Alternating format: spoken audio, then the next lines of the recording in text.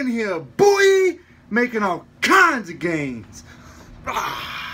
What's up, homies? Today's topic of discussion is pre-workout, and if you can't tell, I'm pretty amped up on it right now. So I'm gonna make this video quick so that I can get to the gym and get pump on. Now, in all seriousness, pre-workouts, I told you in my past Q&A video that I do recommend them, but now I'm going to give you why I recommend them and why some scientific evidence and reasoning as to why they're beneficial and advantageous in your supplemental routine.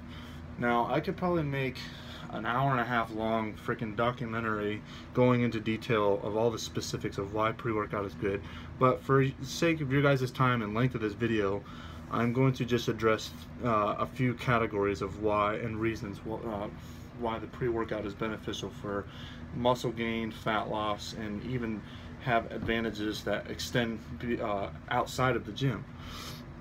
First and foremost is the pump.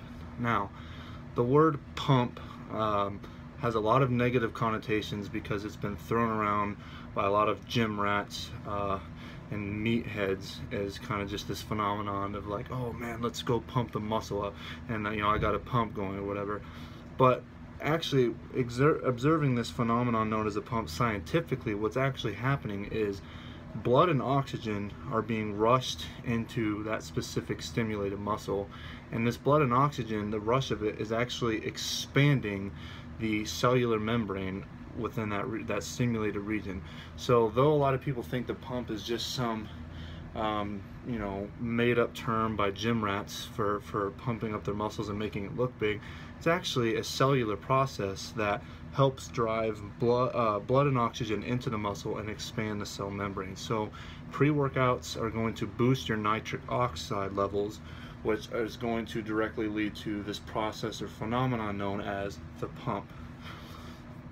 Another reason why pre-workouts are great for you is they supply branched chain amino acids, which you'll commonly see on your supplement label abbreviated BCAA. Now, for those of you who don't know, muscles are made up of proteins, and the building blocks of proteins are amino acids. So putting that information together, by supplying your body with these amino acids, you're encouraging and supplying it with the necessary nutrients to undergo a process known as muscle protein synthesis, which is just a fancy way of saying your body's way of building muscle. So these branched chain amino acids are going to supply the body with its necessary nutrients to undergo this muscle building process known as muscular protein synthesis.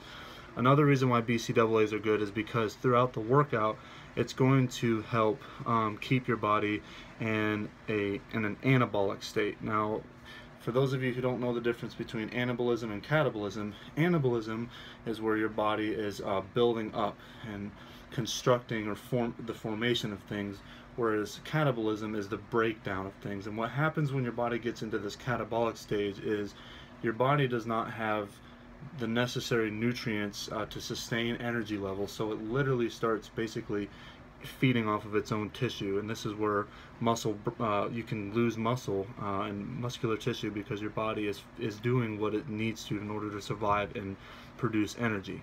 So we want to keep our body in as much of a anabolic stage as long as we possibly can, and by supplying these branched chain amino acids, you're going to increase the period of time in which your body is in that anabolic state. Lastly is focus and concentration. Now, there's a lot of ingredients in pre-workouts, but the one I want to specifically address because it has a lot of negative connotations is caffeine. A lot of people, caffeine has a bad reputation simply because a majority of people overdose it or abuse it.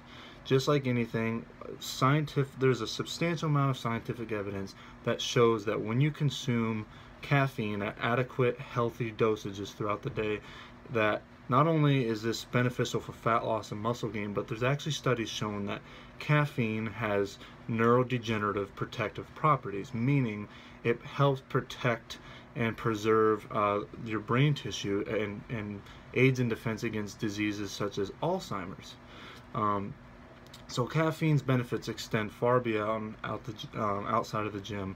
As I mentioned, also caffeine is going to help ramp up your metabolism, which the metabolism is the way your body burns and processes fat. So it's going to increase your fat loss.